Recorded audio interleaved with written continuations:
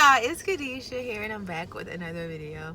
So, y'all, we have to heal. We have to heal. And the reason why I say this is because I realize that, of course, when we go through things in our lives, we want to make sure it never happens again. So sometimes we put up like barriers or something. And I'm not saying anything is wrong with boundaries. Like, no, set boundaries and, have your standards. However, don't let it affect the way that you communicate or interact with people. And I just realized, like, I've been doing that. Like, I did that a couple weeks ago. I'm kind of embarrassed. However, I feel like when I notice flaws in my life, it makes me become a better person. I'm never going to be perfect. However, I can always become a better version of me, and that is the goal. So these videos are never to make you feel bad about yourself or to make me look like I'm doing it right all the time, because of course that's not true. These videos are motivational to help me and to help whoever listens. So yes, I was at this event and they had me like write our number down, and I have the people know me, so I was like, I just wrote my name down on there, and they were like, well, we need your number too. And I'm like, no, you don't need my number. I was like, you got my number. And I was like, you text me before, and I was just making a big deal about it.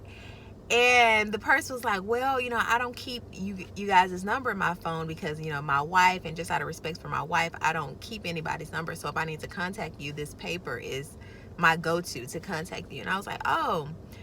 And so I made it, like I said, I made a big deal about it. And the Lord allowed me to actually sit with myself on my drive. I can't remember if it was on the way from there or what. But it was just like, why are you interacting that way? If somebody gets your number, all you have to do is not answer. It's not like you have to answer every call that comes through.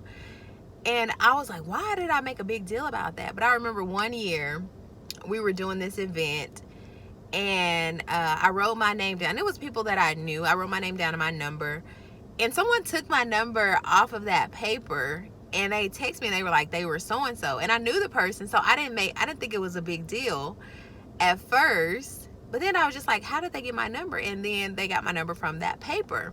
And so I was just making a big ordeal about it after, because that has happened to me. And it's just like, just because that's happened before, it doesn't mean it's going to happen again. And that just made me realize, like, I need to heal, just to make it plain. We need to heal from situations and not allow past situations to dictate the way we handle people. And I'm not saying we shouldn't be careful. It's like, of course, be careful, have discernment and all those things. However, don't let it change the way you act or the way you do business or, whatever, because you want to be whole and heal and healthy and all those, wonderful words. You want to be all of those things. So I wanted to share that with y'all because I'm going through a healing phase that I need to be healing of things that have happened in my past.